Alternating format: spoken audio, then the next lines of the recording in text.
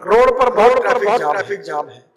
अभी हम 260 रोप वे cable car railway भी बना रहे हैं और मेरा विश्वास है कि इसमें आपने एक देखा जिसमें मैं बैठा था वो हाइपरलूप जैसा है और उसकी स्पीड है 600 किलोमीटर प्रति घंटा।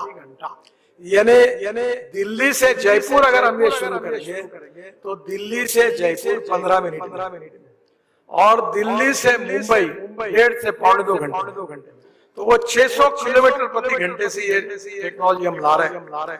डबल डेकर बस बंगलोर में शुरू करने का सोच रहे हैं, जिसमें एक बस में 150 लोग बैठेंगे, वो हवा में चलेगी जो आपने देखी। और 260 रोप वे केबल कार रेलवे बना और दिल्ली और जयपुर के बीच में मैं एक इलेक्ट्रिक हाईवे बना केबल ऊपर में और ट्रक और बसेस उस पर चलेगी। तो लॉजिस्टिक कॉस्ट एकदम कम हो जाएगी। यानी पेट्रोल के लिए अगर 100 रुपए लगते हैं तो इलेक्ट्रिक के लिए 5 रुपए लगते हैं। सीएनजी एलएनजी के लिए 20 रुपए लगते हैं। इथेनॉल के लिए भी 20 रुपए लगते हैं। Import substitute cost effective pollution free और इंडिजिनियस। तो ट्रांसपोर्ट सेक्टर का एक बहुत बड़ा रिवोल्यूशन हो रहा है। आपको याद होगा कि मैंने बीच में एक प्रयोग किया था कि मुंबई के समुद्र में मैं हवाई जहाज से उतरा था, एमपीबीएस सी प्लेन कि जो पानी पे उतरा था। अब उसके 100 जगह पर सर्विस शुरू करने के बारे में भारत सरकार सोच रही है।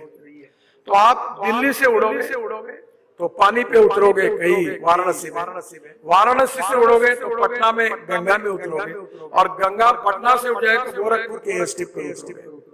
तो एमपीबीएस सी प्लेन आने वाले समय में आएंगे और अभी हमने 28 जगह जहां एयरपोर्ट नहीं है वहां मैं राजनाथ सिंह जी उस समय रावत साहब थे, हम लोग पाकिस्तान की सीमा पर हमारा सबसे बड़ा एयरक्राफ्ट लेकर हम लोग हमारे रोड पर उतरे। तो 28 हमने रोड ऐसे बनाए जो एयर स्ट्रिप जैसा उसका उपयोग हो सकता है। प्रदूषण बढ़ रहा है। एक रिपोर्ट में आया कि दिल्ली वालों की जीवन में उनकी आयु 10 साल कम हो रही है। Import substitute cost effective pollution free और इंडिजिनियस। हमने इलेक्ट्रिक कार लाई, इलेक्ट्रिक बसेस लाई, इलेक्ट्रिक स्कूटर लाई, इलेक्ट्रिक ऑटो रिक्शा लाई। बंगलोर में 25 गाड़ियां कोयले से बना हुआ मिथेनॉल 15% डालकर सक्सेसफुली चालू हुआ। प्रोजेक्ट सक्सेसफुल हुआ। अशोक लेलैंड ने 100% मिथेनॉल पर ट्रक लॉन्च किया। अब इलेक्ट्रिक की डबल डेकर बस मैंने मुंबई में चालू कराई। और अब इथेनॉल जो शुगर के जूस से बनता है, मोलाइसिस से बनता है, ब्रोकन राइस से बनता है, कॉर्न से बनता है, परली से बनता है। पानीपत में एक प्लांट है जो परली से 1 लाख लीटर इथेनॉल बनाता है, जिसका फोटो आपने देखा। और वो 150 टन बायो बिटुमिन बना रहा है।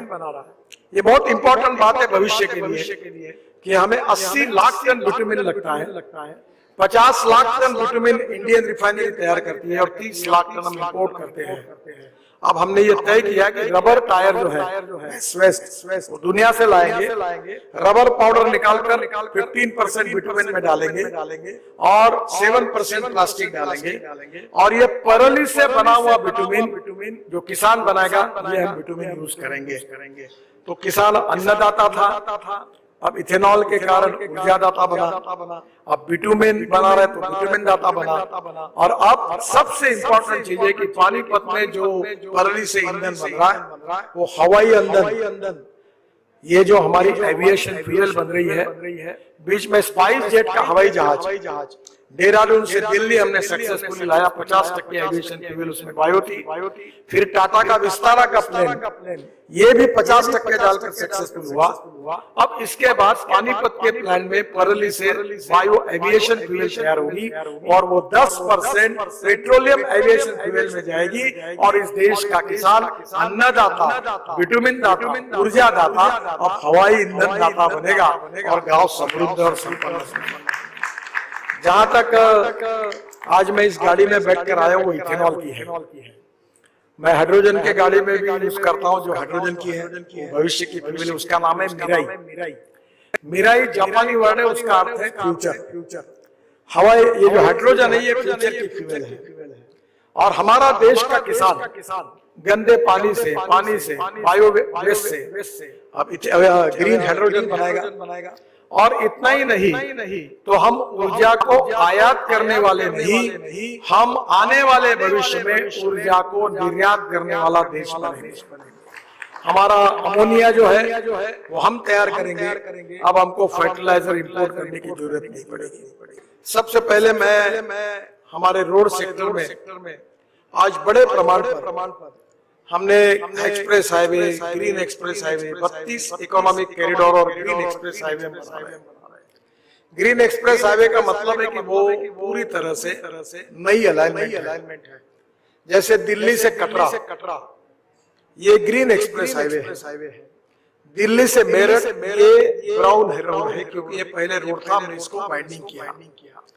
तो मैं आपको बताना चाहूंगा कि आने वाले समय में अभी अर्नब जी को मैं कह रहा था कि दिल्ली से जयपुर, दिल्ली से देहरादून और दिल्ली से कश्मीर तो अभी नहीं बोलूंगा, ये 2 जगह की फ्लाइट्स और बंगलोर से चेन्नई ये 3 जगह की फ्लाइट दिसंबर महीने तक बंद हो जाएगी, क्योंकि कोई जाएगा ही नहीं।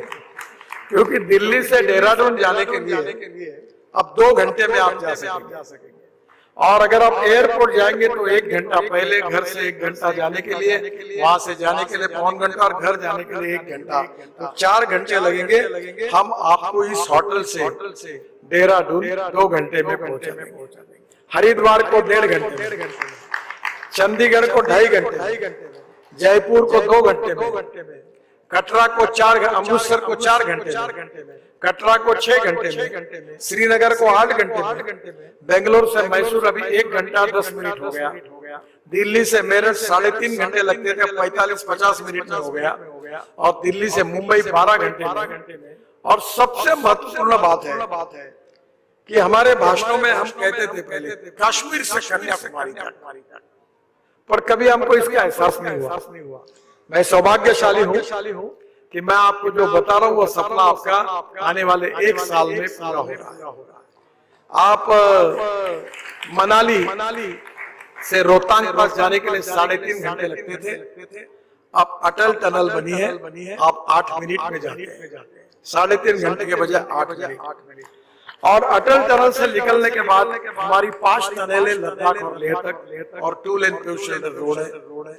और लद्दाख लेह आने के बाद हम श्रीनगर जाने के लिए कारगिल के नीचे आशिया की सबसे बड़ी टनल जोजिला, जिसका 70% काम हो गया है, वो टनल से आप झेड़मोर टनल पहुंचेंगे।